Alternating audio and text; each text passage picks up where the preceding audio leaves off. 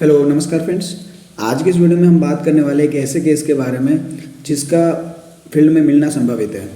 यानी कि एक ऐसे केस के बारे में बात करेंगे हम जहां से यदि आपने पशु को ठीक कर दिया, उसको अच्छा रिजल्ट दे दिया, तो उस क्षेत्र के आप राजा बन जाएंगे, यानी कि अपनी फील्ड को आप मजबूती दे पाएंगे। तो केस है डाउनर काउ सिंड्रोम, DCSB उसको बोला जाता है, यानी कि डाउनर काउ सिंड्रोम, हिंदी में उसे धरती पकड़ बीमारी भी कहा जाता है।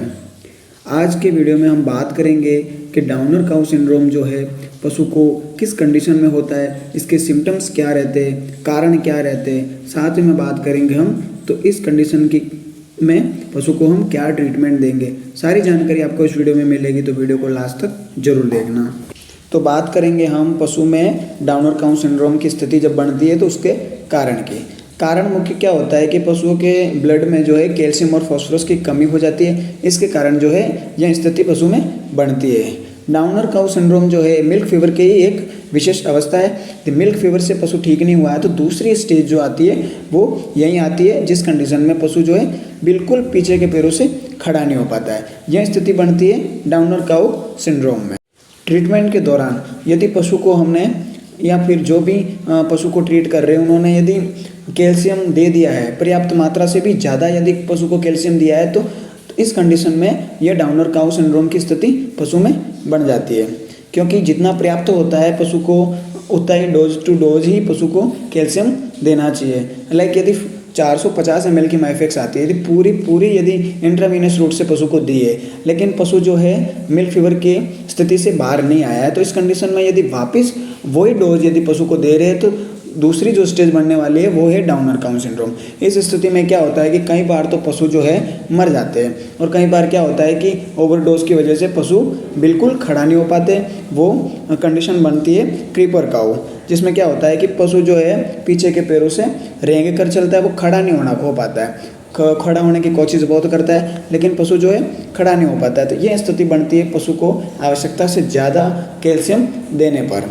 बात करेंगे मिल्क फीवर के केस में पशु को किस हिसाब से ट्रीटमेंट देना है, क्या उसको माइफेक्स कितनी डोज में देनी है, ये सारी जानकारी मैंने एकदम विस्तार से इस पर वीडियो बना रखा है, जिसकी लिंक मैं डिस्क्रिप्शन में दे दूंगा। वहाँ से आप मिल्क फीवर के बारे में पूरी जानकारी ले सकते हैं। तो बात करेंगे हम डाउनर काउ सिंड्रोम की स्थिति बन जाती है तो इस कंडीशन में हमें पशु को कैसे ट्रीटमेंट देना है। और उससे पहले मैं लक्षण की बात करूँ तो क्या होता है कि पशु में नेगेटिव एनर्जी आ जाती है, क्रीपर काउ कंडीशन बन जाती है, जिसमें पशु जो है पीछे के पैरों से खड़ा नहीं हो पाता है, वो रेंग कर चलता है, अपनी जगह को मतलब उठने की कोशिश बहुत करता है लेकिन वो उठ नहीं पाता है। यह स्थिति बनती है।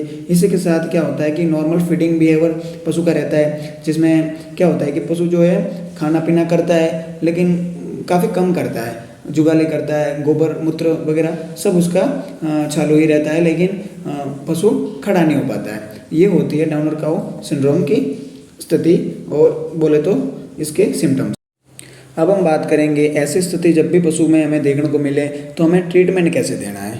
तो ट्रीटमेंट में हमें सबसे पहले पशु को डेक्सट्रोज देना है, 25% डेक्सट्रोज 2.5 लीटर इंजेक्शन डेक्सट्रोज 25%, हमें लगभग 2.5 से 3 लीटर तक यदि बड़ा पशु है तो उसको एक टाइम के लिए यह डोज देनी है। उसी के साथ हमें इंट्रावेनस रूट से ही इंजेक्शन ट्राइबिवेट देना है 20 ml, इंजेक्शन रेप्रोनल 10 ml देना है, जो कि विटामिन ई और सेलेनियम का इंजेक्शन आता है, वो भी हमें पशु को लगाना है, जो कि सबक्यूटेनियस रूट से लगाया जाता है। काफ़ी सारी कंपनियां हैं जो इंट्रामस्कुलर रूट के लिए भी अलाउ करती है, ऐसे सारे इंजेक्शन भी बनते हैं, लेकिन जो रिप्रोनल इंजेक्शन है वो सबक्यूटेनियस रूट से पशु को दिया जाता है। इसी के साथ इंजेक्शन टोनोफॉस्फोन, सॉरी वो तो बता दिया, और इसी के साथ हमें इंजेक्शन एनाल्जेसिक के रूप में भी कोई अगर देना चाहे तो उसको मैग्लूडेंट दे सकते हैं, और या फिर स्टेरॉइड तौर पर देना चाहे तो प्रेग्नेंट पशु है तो उसको आइसोफ्लूइड भी दे सकते हैं। और इसी के साथ यदि आप पशु को सोडियम एसिड फॉस्फेट का इंजेक्शन भी देना चाहिए, जो यूरिमिन नाम से मार्केट में मिलता है। उसके बाद यदि पशु को आराम नहीं मिलता है तो सेकंड डे जब इसका ट्रीटमेंट करते हैं तो ट्रीटमेंट के दौरान हमें बस ये आइसोफ्लूइड जो इंजेक्शन है वो नहीं लगाना है, बाकी पूरा का पूरा ये ट्रीटमेंट देना है। डेक्सट्रोज की जगह हम एंटालाइट या रेंटोज भी पशु को दे सकते 2 से 3 लीटर तक। ऐसे केस में क्या है कि पशु मालिक को भी थोड़ा ध्यान रखना चाहिए। यदि पशु को डाउनर काउ सिंड्रोम स्थिति बनी है जिसमें पशु लगभग 4 से 5 दिन तक लगातार बैठा ही है तो उन्हें भी जल्द से जल्द जो है पशु का ट्रीटमेंट करा लेना चाहिए। यूँ नहीं कि पशु को यदि महीने भर से पशु बैठा है तो ऐसी स्थिति बन जाएगी कि पशु का बिल्कुल जो है ब्लड सर्कुलेशन भी पैरों में नसों में बंद हो जाएगा। तो ऐसे में क्या है कि कितना भी हम उसको ट्रीटमेंट देंगे तो पशु को खड़ा करेंगे तो वो खड़ा नहीं हो पाएगा। लेकिन काफ़ी सारे केसेस में क्या होता है कि 15 से 20 दिन भी यदि लगातार पशु बैठा होता है और यहाँ ट्रीटमेंट देते हैं तो पशु ठीक हो जाता है। और बाकी क्या है कि यदि ऐसा स्थिति बनी है पशु में 5-7 दिन हो गए पशु बैठा ही है तो इस कंडीशन में क्या है कि जल्द से जल्द पशु का इस प्रकार का ट्रीटमेंट करवाना चाहिए। और यह ट्रीटमेंट तभी करना है जब पशु को हमने माइफेक्स दे रखी हो, उससे पशु को आराम नहीं मिला है तो दूसरा हमें यह सारे जो इंजेक्शन मैंने बताया वो पशु में उपयोग करने चाहिए। जो प्रैक्टिशनर भाई यदि अभी अभी अपनी फील्ड शुरू की है और इस प्रकार के केस यदि आपको देखने को मिलते हैं तो पशु मालिक को ऑनर को पहले ही बता देना चाहिए कि इस प्रकार के केस में पशु का लगभग 5 से 7 दिन इलाज चलता है। इस दौरान पशु का ठीक होना संभावित है। इससे पहले पशु को 1 या 2 ट्रीटमेंट से पशु को ठीक करना जो है हमारे बस की बात नहीं है, ये पहले ही बता दें। हो सकता है पशु को 1 से 2 ट्रीटमेंट में पशु ठीक भी हो जाते हैं काफ़ी सारे, और काफ़ी सारे नहीं होते तो सप्ताह भर ये ट्रीटमेंट पशु को देना ही चाहिए।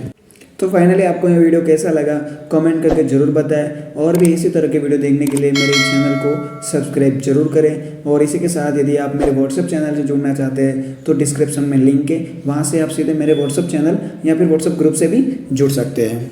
धन्यवाद।